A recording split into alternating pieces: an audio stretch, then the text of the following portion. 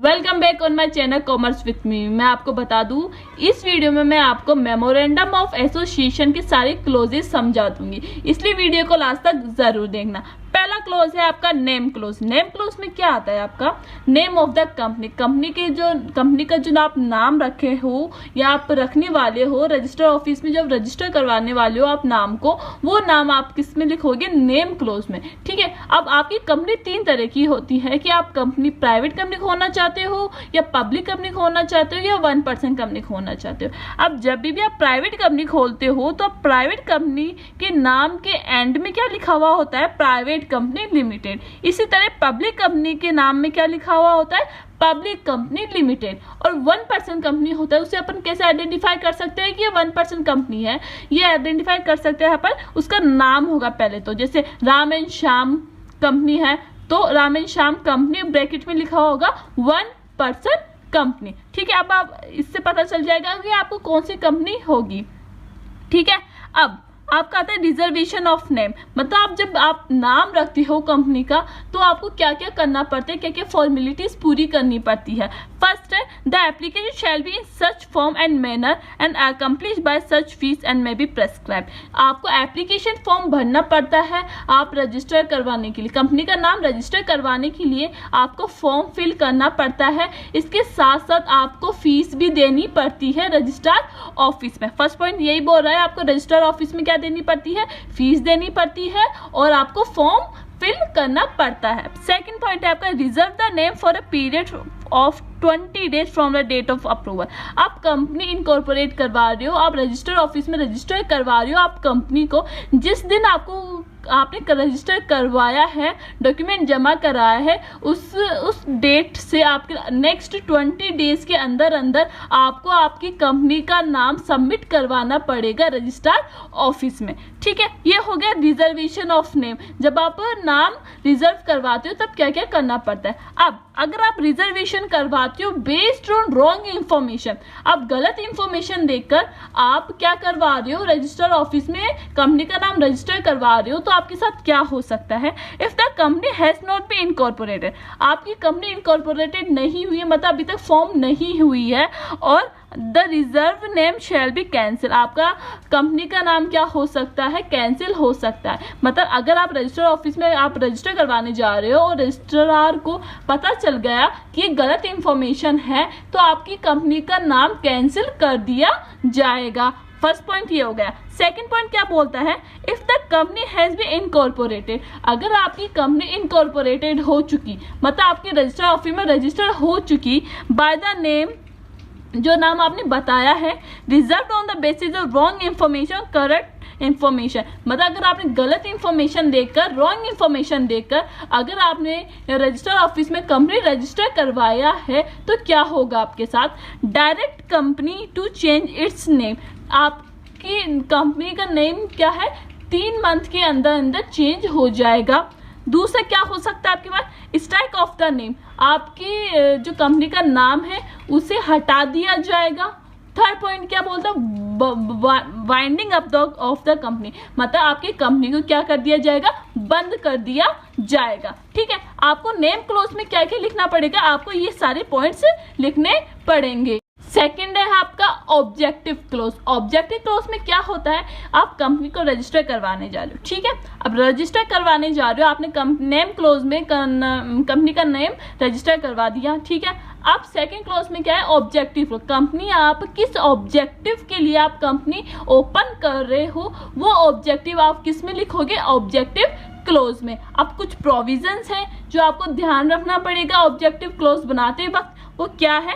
The object should not be against the law के against में नहीं होना चाहिए ऑब्जेक्टिव क्लोज। मतलब अगर आप कंपनी ओपन कर रहे हो, इलीगल काम कर रहे हो, तो आपका ऑब्जेक्टिव ये नहीं होना चाहिए। आप जिस ऑब्जेक्टिव के लिए आप काम कर रहे हो वही ऑब्जेक्टिव होना चाहिए, पर इलीगल नहीं होना चाहिए। Should not be against the law के अगेंस्ट नहीं होना चाहिए। सेकंड पॉइंट क्या बोलता है? They should not be against the provision of the company act. जो कंपनी एक्ट है जो अपन ने पढ़ा था 2013, उसके प्रोविजन के अगेंस्ट भी नहीं होना चाहिए ऑब्जेक्टिव। किसका? कंपनी का objective provision of the company act के अगेंस्ट नहीं होना चाहिए। थर्ड पॉइंट है आपका they should not be against public policy. Public policy के अगेंस्ट भी नहीं होना चाहिए। इन बातों को आपको क्या करना, ध्यान रखना पड़ेगा जब आप ऑब्जेक्टिव क्लोज बनाओगे तब। They should not be certain and they must be certain and ambitious. इसका मतलब आपका जो ऑब्जेक्टिव है वो क्लियर होना चाहिए, अंडरस्टेबल होना चाहिए सबको, ठीक है। ये हो गए आपके ऑब्जेक्टिव क्लोज। थर्ड है आपका लायबिलिटी क्लोज। लायबिलिटी क्लोज में क्या लिखा जाता है, लायबिलिटी ऑफ इट्स मेंबर, जो कंपनी में जो मेंबर्स काम कर रहे हैं उनकी लायबिलिटी क्या होगी, उन्हें क्या क्या चुकाना पड़ सकता है, उनकी लायबिलिटी कहाँ तक होगी, ठीक है। 4 पॉइंट है company limited by share. Company limited by share का मतलब ये है कि जो मेंबर्स हैं अगर उन्होंने शेयर परचेज किया है, ठीक है, शेयर परचेज किया, 10 रुपये का शेयर है, उसने 4 रुपये शेयर पहले ही दे दिया और आप उसके 6 रुपये अभी तक बकाए हुए हैं, तो उसे कितने पैसे देना पड़ेंगे, कितने रुपीस देने पड़ेंगे, 6 रुपये देने पड़ेंगे। तो मतलब उसकी लायबिलिटी क्या है, उसकी लायबिलिटी ये है कि उसे 6 रुपये ही देने पड़ेंगे, इससे एक्स्ट्रा नहीं देना पड़ेगा, ना इससे कम देना पड़ेगा। तो मतलब कंपनी लिमिटेड बाय शेयर, तो कहाँ तक लिमिटेड है उसकी लायबिलिटी, शेयर्स तक की लिमिटेड है, जितने भी शेयर का अमाउंट बकाया हुआ है उसको वहां तक अमाउंट देना है। अब दूसरा आता है कंपनी लिमिटेड बाय गारंटी। अगर कोई मेंबर गारंटी देता है कि वो अगर कंपनी लॉस में जाती है तो वो 1 लाख रुपए तक वो क्या देता है, गारंटी देता है, ठीक है। तो जब अगर कंपनी को लॉस होगा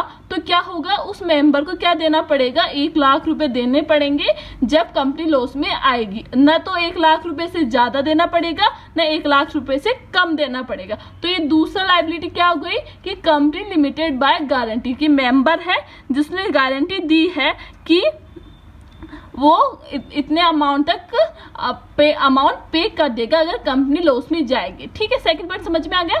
थर्ड पॉइंट है आपका company limited by guarantee having a share capital. इसमें क्या होता है, गारंटी भी दे रहा है और शेयर कैपिटल की गारंटी भी दे रहा है, मतलब इन दोनों का मिक्स किस में आ गया, थर्ड में आ गया, ठीक है।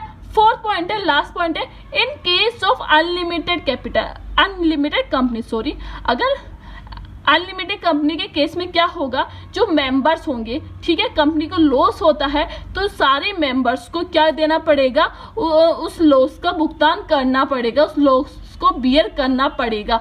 अगर कंपनी से अगर उसे लॉस हो रहा है, कंपनी में लॉस हो रहा है तो क्या करना पड़ेगा, कंपनी के सारे असेट्स, सारी बिल्डिंग, फर्नीचर सबको बेचकर अगर कंपनी अभी भी अपना डेब्ट पूरा नहीं कर पा रही है तो मेंबर्स को क्या करना पड़ेगा, अपनी पर्सनल प्रॉपर्टी को भी सेल करना पड़ेगा कंपनी के डेब्ट को पूरा करने के लिए। तो पहले 3 पॉइंट्स में क्या था कि उन्हें है ना अपनी पर्सनल प्रॉपर्टी पर नहीं जाना पड़ता, पर जो लास्ट पॉइंट है उसमें क्या करना पड़ेगा, उसमें पर्सनल प्रॉपर्टी को भी सेल करना पड़ सकता है। तो ये है लायबिलिटी क्लोज, बहुत सिंपल है, आप शॉर्ट में लिखा है मैंने, आप इसे अच्छी तरह एक्सप्लेन कर देना और मैंने इतना अच्छा समझा है कि आप अच्छी तरह लिख सकते हो। फोर्थ पॉइंट है आपका कैपिटल क्लोज। कैपिटल क्लोज से पता चल रहा है कैपिटल मींस पूंजी, मतलब कैपिटल क्लोज की जो कंपनी स्टार्ट करने के वक्त जो अमाउंट लगाया जा रहा है कंपनी में, वो अमाउंट किस में लिखा जाएगा, कैपिटल क्लोज में लिखा जाएगा। तो कैपिटल क्लोज क्या बताता है, the close state the amount of capital which the company register. जब कंपनी रजिस्टर्ड होती है कितने अमाउंट से कितने अमाउंट का कैपिटल देकर रजिस्टर हो रही है, वो इसमें आएगा कैपिटल क्लोज में। सेकंड पॉइंट है, this is a maximum amount. ये क्या है, एक मैक्सिमम अमाउंट है, ज्यादा अमाउंट होता है कि इस अमाउंट पे क्या होगा, कंपनी अपने शेयर्स इशू कर सकती है। जैसे अगर कंपनी ने ऑथराइज्ड कैपिटल दी है, मतलब रजिस्टर करवाने के बाद उसने 10 लाख रुपए का ऑथराइज्ड कैपिटल के नाम पे रजिस्टर करवाया है, तो कंपनी क्या होगी, कंपनी 10 लाख रुपए तक ही क्या कर पाएगी, शेयर इशू कर पाएगी, इससे कम नहीं, इससे कम कर सकती है पर ऑथराइज्ड कैपिटल से ज्यादा नहीं कर सकती, 10 लाख से ज्यादा नहीं कर सकती। तो इस कैपिटल क्लोज में क्या होगा कि कंपनी कितने अमाउंट से ऑथराइज्ड कैपिटल हो रही है, उसे क्या बोलते हैं, ऑथराइज्ड कैपिटल बोलते हैं। मैक्सिमम अमाउंट होता है ये कंपनी का, ठीक है। थर्ड पॉइंट है company with share capital. Share capital के साथ। आप देखो इसमें क्या होता है, कैपिटल क्लोज में और क्या मेंशन होता है कि कितने अमाउंट के शेयर कैपिटल है, कितने नंबर ऑफ शेयर कैपिटल है और कितनी फेस वैल्यू है शेयर कैपिटल की। अब मैं आपको एक एग्जांपल लेकर समझाती हूँ कि अगर शेयर कैपिटल जैसे अपन ने कि शेयर परचेज किया अपन ने 1000 rupees at the rate of 10, ठीक है, 1000 rupees at the rate of 10, ठीक है। अब जो अमाउंट है 1000 रुपीज और 10 उसको मल्टीप्लाई करेंगे तो 10,000 रुपीज हो गया। वो क्या हो गया, आपका अमाउंट हो गया, total amount of share capital का अमाउंट हो गया। अब 10 शेयर फेस वैल्यू मतलब 10 शेयर है वो कितना, अब देखो 1000 रुपीज है, 1000 rupees at the rate of 10 बोला था मैंने, तो जो 1000 रुपीज है वो क्या होगा, आपका नंबर ऑफ शेयर हो जाएगा, और जो 10 रुपीज है वो क्या हो जाएगी, उसकी फेस वैल्यू हो जाएगी। तो ये क्या हो गया, इसमें शेयर्स की क्या लिखे हुए होते हैं, अमाउंट लिखे हुए होते हैं, नंबर लिखे हुए होते हैं और उसकी फेस वैल्यू लिखी हुई होती है। लास्ट है, if a company wants to issue more share, अगर कंपनी ज्यादा शेयर इशू करना चाहती है, more than the fund the amount of authorised capital, authorised capital से ज्यादा अमाउंट इशू करना चाहती है कंपनी, तो क्या करना पड़ेगा, उसे अपना कैपिटल क्लोज को चेंज करना पड़ेगा, ऑल्टर करना पड़ेगा, मतलब चेंजेस करने पड़ेंगे रजिस्ट्रार ऑफिस में से। ठीक है, आपको कैपिटल क्लोज समझ में आ गया। अब है सब्सक्राइबर क्लोज। सब्सक्राइबर क्लोज में क्या होता है कि कितने मेंबर्स सब्सक्राइब किए हैं इक्विटी शेयर्स के लिए, कितने मेंबर्स आए हैं कंपनी को फॉर्म करने के लिए, कितने मेंबर्स जुड़े हैं। ठीक है, तो आपको मैं बता दूं, पब्लिक कंपनी को बनाने के लिए एटलीस्ट 7 पर्सन की जरूरत होती है। प्राइवेट कंपनी में कितने होती है, एटलीस्ट 2 पर्सन की जरूरत है। ये अपन ने 11th क्लास में भी पढ़ा था। ठीक है, और थर्ड है 1 पर्सन कंपनी। 1 पर्सन कंपनी के लिए क्या होता है, ओनली 1 मेंबर 1 सब्सक्राइबर की जरूरत होती है। तो सब्सक्राइबर क्लॉज में क्या आता है कि कितने नंबर ऑफ सब्सक्राइबर्स होते हैं, जितने नंबर ऑफ सब्सक्राइबर होते हैं वो किस में आते हैं, सब्सक्राइबर क्लोज में आते हैं। Note, no subscriber can withdraw his name, कोई भी सब्सक्राइबर जो सब्सक्राइब कर चुका है एक बार, वो क्या करेगा, वो विड्रॉ नहीं कर सकता, अपना नाम नहीं निकाल सकता on any ground after registration of the memorandum. Memorandum का अगर रजिस्ट्रेशन हो जाता है तो वो क्या कर सकता है, वो अपना नाम उस मेमोरेंडम ऑफ एसोसिएशन से बाहर नहीं कर सकता। तो ये इसका पॉइंट का ध्यान रखना। ठीक है, सब्सक्राइबर क्लॉज में क्या है, प्राइवेट कंपनी में कितने होते हैं, पब्लिक में कितने होते हैं, 1 पर्सन कंपनी में कितने होते हैं, और कोई भी सब्सक्राइबर अपना नाम विड्रॉ नहीं करवा सकता रजिस्ट्रेशन के बाद। ठीक है, ये सेकंड लास्ट है नॉमिनेशन क्लोज। नॉमिनेशन क्लोज का मतलब होता है कि नॉमिनी कि अगर कंपनी बंद हो जाएगी या 1 पर्सन, ये नॉमिनेशन क्लोज कब बनता है, 1 पर्सन कंपनी की कंडीशन में ही बनता है, प्राइवेट और पब्लिक कंडीशन में नहीं बनता। तो नॉमिनेशन क्लोज में है ना, नाम लिखा हुआ होता है उस पर्सन का। जब अगर कोई बिजनेस क्या हो जाएगा, डेप्ट हो जाएगा या डेथ हो जाएगी या ओनर की, तो दूसरा पर्सन उसे टेक ओवर कर लेगा। तो nomination close state the name of a person who in the event of debt of incapacity to the contract to the sub shall become the member of the company। तो क्या होगा, जैसे 1 person company में क्या होता है, एक person काम करता है, तो अगर उस पर्सन की डेथ हो जाती है तो कौन चलाएगा उसे उसका नॉमिनी के नाम पे, अगर उसने जो नाम लिखा हुआ होगा वो पर्सन उसी के बिजनेस को चलाएगा, कंपनी को चलाएगा। लास्ट है office close. Office close, place close. Place close से आपको पता चल रहा होगा कि किस स्टेट में आपका रजिस्टर्ड ऑफिस रजिस्टर्ड है। तो the state in which the registered office of the company is to be situated.